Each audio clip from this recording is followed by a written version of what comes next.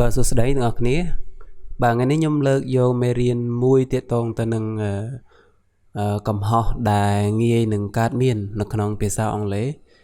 ដែលគេហៅថា common mistakes អូខេអញ្ចឹង common mistake នេះជាកំហុសដែលជួនកាលយើងផ្លិចខ្លួនយើងអត់បានប្រយ័ត្នទៅវាកើតមាននៅក្នុងការនិយាយក៏ដូចជាការសរសេរបាទតោះយើងមើលកំហុសទី1ទាំងអស់គ្នាI need to go to home បាទអញ្ចឹងចំណុចដែលមានបញ្ហានៅត្រង់នេះគឺ preposition to បាទអញ្ចឹងយើងអត់ប្រើ preposition to ទេនៅខាងមុខពាក្យថា home បាទអញ្ចឹងប្រយោគដែលត្រឹមត្រូវគឺ I need to go home បាទ I need to go home បាទអូខេអញ្ចឹងslide បន្ទាប់ពណ៌ក្រហមគឺជាប្រយោគដែលខុសហើយពណ៌ green ពណ៌បៃតងគឺជាប្រយោគដែលត្រឹមត្រូវបាទតោះយើងមើលបន្តទៀតទាំងអស់គ្នាបញ្ជាក់ផងដែរកម្រិតនេះចូលកម្រិត pre intermediate អីហើយបាទ pre intermediate ឡើងទៅណាបាទអូខេអញ្ចឹងប្រយោគបន្ទាប់គឺ he's afraid from dogs he's afraid from dogs អញ្ចឹងបងប្អូនគ្នាទាយមើលថាអ្វីជាកំហុសនៅក្នុងប្រយោគនេះបាទគឺ preposition from បាទ he's afraid from dog នឹងខុសហើយគេមិនប្រើ from ទេគឺគេប្រើ of បាទ he's afraid of dogs បាទអញ្ចឹងបានន័យថាបន្ទាប់ពីពាក្យ afraid គឺគេតែងតែប្រើភ្ជាប់ជាមួយនឹង of បាទ afraid of I am afraid of ghosts I am afraid of spider ណាអញ្ចឹងអានេះ he's afraid of dogs បាទអូខេអញ្ចឹងបញ្ហាគឺនៅលើ preposition បាទអញ្ចឹងបន្តមកទៀត you are happy are you happy បាទអញ្ចឹងគេចង់បង្កើតជាប្រយោគសំណួរប៉ុន្តែខាងលើហ្នឹងគឺគាត់ប្រើដូចប្រយោគស្របអញ្ចឹងប៉ុន្តែគាត់ដាក់សញ្ញាសួរបាទតាមការពិតប្រយោគសំណួរនៃប្រយោគនេះគឺយើងដាក់ to be នៅមុខ subject បាទអញ្ចឹង to be របស់យើង are ហើយ subject របស់យើង you are you happy បាទមិនមែន you are happy បាទមិនចឹងទេហ្នឹងគឺបើ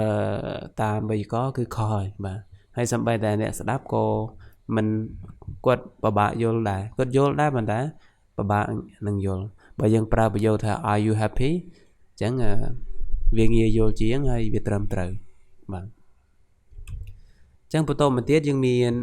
I know him good យើងនឹងឲ្យថាកន្លែងនេះយើងមិនត្រូវប្រើ adjective ទេគឺយើងត្រូវប្រើ adverb បាទអញ្ចឹង adverb របស់ good គឺ well បាទ well I know him well បាទអញ្ចឹងបានន័យថាខ្ញុំស្គាល់គាត់ច្បាស់ណាស់បាទ know him well ពីព្រោះអីដោយសារ know ហ្នឹងគឺជា verb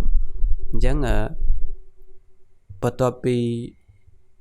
និយាយទៅពាក្យដែលបញ្ជាក់ន័យឲ្យ verb យើងប្រើ adverb បាទមិនមែនប្រើ adjective មកបញ្ជាក់ន័យឲ្យ verb ទេគឺយើងត្រូវប្រើ adverb បាទបន្តមកទៀតយើងមានអូខេយើងមាន people is បាទហ្នឹងក៏អាសាកើតមានដែរកំហុសនេះក៏ពិត people are ដោយសារអី people ហ្នឹងជាមនុស្សច្រើនហើយបាទជា plural subject ហើយដូច្នេះយើងត្រូវប្រើ to be are បានត្រូវបាទមិនមែន a person ទេបើសិនជា a person មនុស្សតែម្នាក់យើងប្រើ is ជាការត្រឹមត្រូវប៉ុន្តែនេះជា people ណា people គឺមនុស្សច្រើនបាទបន្តមកទៀត I'm waiting you បាទប្រយោគហ្នឹងគឺ waiting for you អានេះយើងផ្លេច preposition យើងផ្លេច for បាទអញ្ចឹងជាត្រឹមត្រូវយើងនិយាយថា I'm waiting for you បាទអញ្ចឹងប្រយោគខាងលើនេះគឺអត់មាន for បាទ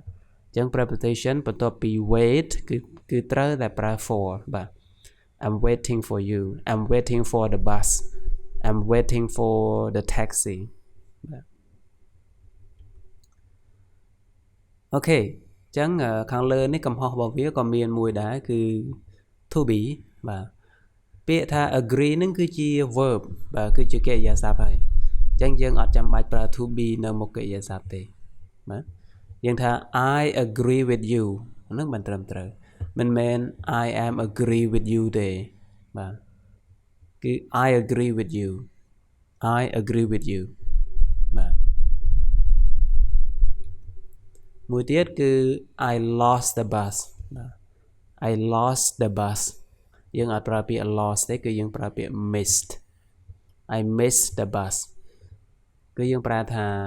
ខ្ញុំខកខានឡានក្រុងបើន័យថា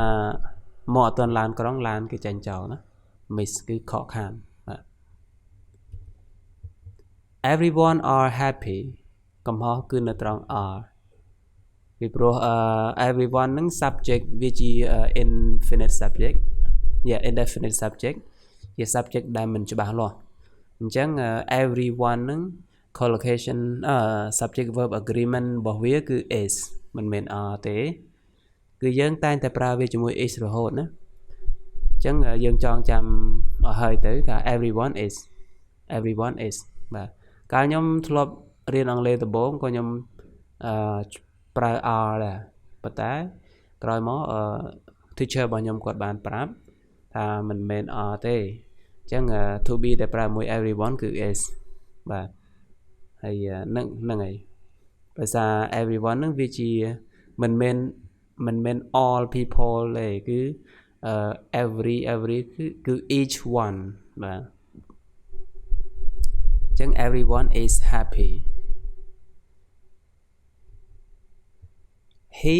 speak English good បាទនឹងមានកំហុសពីរណាមាន mistake ពីរទីមួយគឺ speak ទីពីរគឺ good អូខេអញ្ចឹងដែលត្រឹមត្រូវគឺ he speaks បាទដោយសារ he គឺជា third person singular ដែលពេល speaks ជា verb អញ្ចឹង verb ដែលយើងប្រើជាមួយ third person singular យើងត្រូវ add s បាទ he speaks English well បាទមិនមែន good ទេគឺ well ដោយសារវាជា adverb good គឺជា adjective ទេដល់ពេល well គឺជា adverb របស់ good ហ្នឹងហើយ he speaks English well បានន័យថាគាត់និយាយភាសាអង់គ្លេសបានល្អណាស់បាទបានយ៉ាងល្អ Okay how you spell your name បាទប្រយោគនេះគឺផ្លេច auxiliary ផ្លេច do ណាបាទ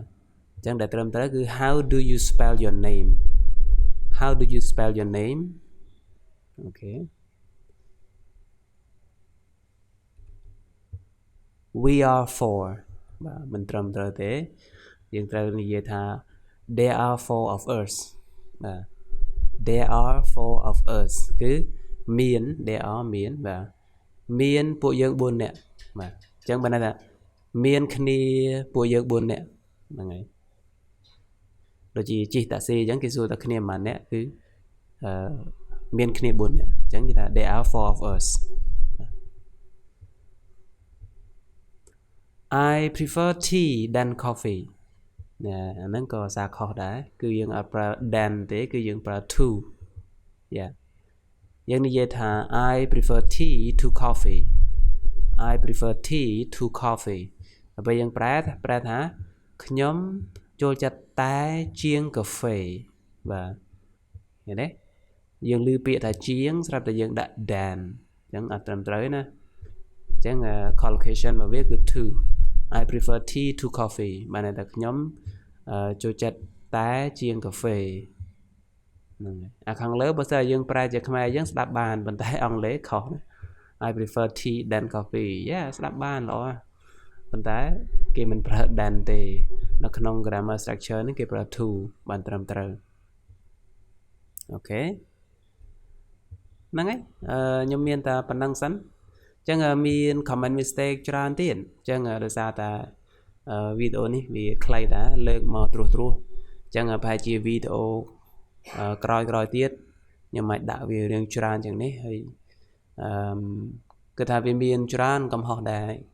យើងអាចនឹងធ្វើដោយអចេតនាណាសូម្បីតែអ្នករៀនអង់គ្លេសយូរទៅហើយដល់កម្រិត advanced អីក៏ដោយក៏នៅតែជួនកាលភ្លៀងផ្លត់ហ្នឹងហើយភ្លៀងផ្លត់ប៉ុន្តែបើយើងបានដឹងយើងកែទាន់ពេលអត់អីទេថ្ងៃអរគុណច្រើនបងប្អូនគ្នាហើយចាំជួបគ្នានៅវីដេអូក្រោយបាយបាយ